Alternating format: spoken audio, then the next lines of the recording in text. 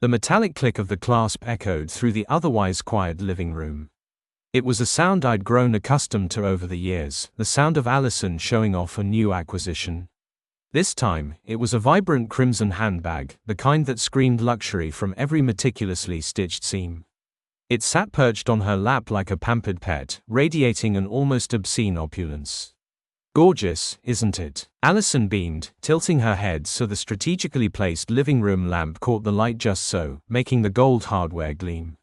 It was a blatant display, the kind that used to fill me with a warm pride, the pride of being able to provide for my wife. Now, it curdled in my stomach like spoiled milk. "Because I knew." "It is," I agreed, my voice deliberately neutral. I picked up the glass of scotch I'd been nursing, the amber liquid a stark contrast to the crimson bag. "Where did you get it?" "Oh, you know," she said airily, waving a dismissive hand, the kind of casual gesture that screamed guilty conscience. "Just a little something I picked up." My stomach tightened. The lie, so flimsy and transparent, was more insulting than the affair itself. For weeks, I'd been battling the gnawing suspicion, the late nights at work, the hushed phone calls taken in the other room, the unfamiliar cologne clinging faintly to her skin. Then, the credit card bill had arrived, a damning document detailing lavish dinners, expensive hotels, and finally, this, a four-figure charge at a high-end boutique. A boutique frequented by a man named Julian Thorne, a man whose name I'd seen far too often in Allison's recent phone records. "Actually," I said, my voice still calm, "I think I do know." I reached into my pocket and pulled out a folded piece of paper. It was a copy of the receipt, the name Julian Thorne printed clearly beneath the itemized list, culminating in the exorbitant price of the crimson bag. The blood drained from Allison's face, leaving her skin a sickly shade of gray. Her eyes, usually sparkling with mischief and confidence, widened in terror. The hand clutching the bag trembled, her perfectly manicured nails digging into the supple leather.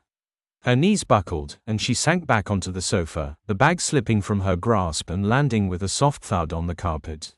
It looked strangely vulnerable now, stripped of its power, a mere accessory to a lie. "David," she whispered, her voice barely audible. I can explain."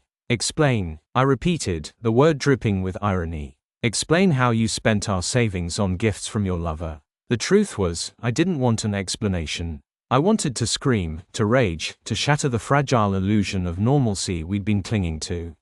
But something held me back. A strange, cold calmness had settled over me, a sense of detached resolve. "No, Allison," I said, my voice steady. "I don't think you can." The next few days unfolded like a meticulously planned operation. I packed my belongings, quietly and efficiently, taking only what was truly mine. I contacted a lawyer, initiating divorce proceedings. I even cancelled our joint credit cards, the ones Julian Thorne had been so generously using. Then, I turned my attention to Julian. I found him easily enough, a sleek, self-satisfied executive in a glass tower downtown. I didn't call, didn't email. I simply walked into his office, unannounced, the receipt clutched in my hand like a winning lottery ticket. He looked up from his desk, a flicker of recognition, then alarm, crossing his face. "Mr. Harrison." "Mr. Thorne," I replied, my voice low and menacing. "I believe this belongs to you." I tossed the receipt onto his pristine desk. It landed between a crystal pen holder and a framed photo of a smiling blonde woman, his wife, I presumed. "I don't know what you're talking about," he stammered, his carefully constructed composure beginning to crack. "Oh, I think you do," I said, stepping closer, my shadow falling across his desk. "You see, this receipt proves that you've been sleeping with my wife, spending my money on her, flaunting your affair in my face. And I'm here to tell you, it stops now." The color drained from his face, mirroring Allison's reaction just days before. He opened his mouth to speak, but I cut him off. "I'm not interested in your apologies, your excuses, or your lies. I'm here to tell you that I'm taking everything. My wife will be filing for divorce. I'll be taking the house, the car, everything we built together. And you, Mr. Thorne, you'll be left with nothing but the shame and the knowledge that you destroyed your own life for a fleeting thrill." I turned and walked out, leaving him speechless, his world crumbling around him just as mine had. The satisfaction wasn't as potent as I'd imagined. It wasn't the sweet taste of revenge I'd craved. It was something else, something colder, something hollow. It was the taste of ashes. In the weeks that followed, the news of Allison and Julian's affair spread like wildfire.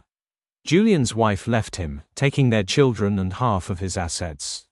His reputation was tarnished, his career in jeopardy. Allison, stripped of her luxurious lifestyle and facing the social stigma of being the other woman, spiraled. I heard whispers through mutual acquaintances, stories of her desperation, her regret. I felt a pang of pity, a fleeting echo of the love I once felt, but it was quickly overshadowed by a sense of weary indifference. I moved out of the city, found a small cottage by the sea, a place where the constant reminders of my past life couldn't reach me. I started over, rebuilding my life piece by piece, brick by solitary brick. It wasn't easy. There were days filled with loneliness, with the gnawing ache of loss. But there was also a sense of freedom, a sense of control I hadn't felt in years.